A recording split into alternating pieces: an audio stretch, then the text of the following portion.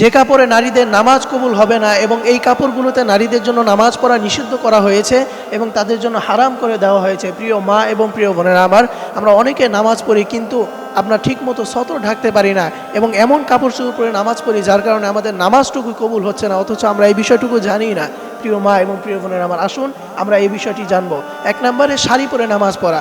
অনেক মা বোনেরা আছে শাড়ি পরে নামাজ পড়ে, কিন্তু আমরা জানি না যে শাড়ি পরে নামাজ পড়লে তাদের নামাজ কবুল হয় না।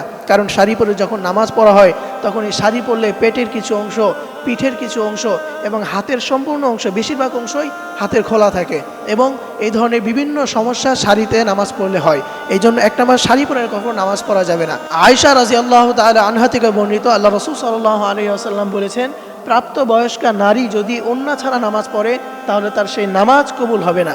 সুনানে আবু দাউদ হাদিস নং 641। এই হাদিসের ভিতরে আল্লাহ রাসূল সাল্লাল্লাহু আলাইহি ওয়াসাল্লাম বলেছেন, প্রাপ্তবয়স্ক কোনো নারী যদি ওড়না ব্যতীত নামাজ পড়ে তাহলে তার সেই নামাজ আল্লাহর দরবারে কবুল হবে না। এই জন্য প্রিয় মা এবং প্রিয় বোনের আমার, শাড়ি পরে কখনো নামাজ পড়া যাবে না এবং ওড়না ছাড়া কখনো নামাজ পড়া যাবে না। এবং প্রিয় মা এবং প্রিয় বোনের আমার, নামাজ পড়ার সময় আপনারা এই বিষয়গুলো খেয়াল রাখবেন। এক নাম্বার, কপাল থেকে যদি সামনে কিছু চুল বেরিয়ে যায়, এবং দ্বিতীয় নাম্বারে পিছনের কিছু চুল যদি বের হয়ে যায়, এবং তৃতীয় নাম্বারে হাতের কবজি ব্যতীত যদি হাতের বেশিরভাগ অংশ খোলা থাকে, এবং তৃতীয় নাম্বারে দুই কানের যদি এক কান বের হয়ে থাকে, এবং পেট অথবা পিঠের যদি কিছু অংশ বের হয়ে থাকে। মোট কথা, মুখমণ্ডল এবং উভয় হাতের কবজি এবং পায়ের গোড়ালি, এই তিনটা জিনিস ব্যতীত যদি অন্য কোনো অংশ খোলা থাকে তাহলে সেই কাপড় পরে মহিলাদের নামাজ কবুল করা হবে না। এই জন্য প্রিয় মা এবং প্রিয় বোনেরা আমার, নামাজ পড়ার সময় আপনারা অবশ্যই এই বিষয়টুকু খেয়াল রাখবেন।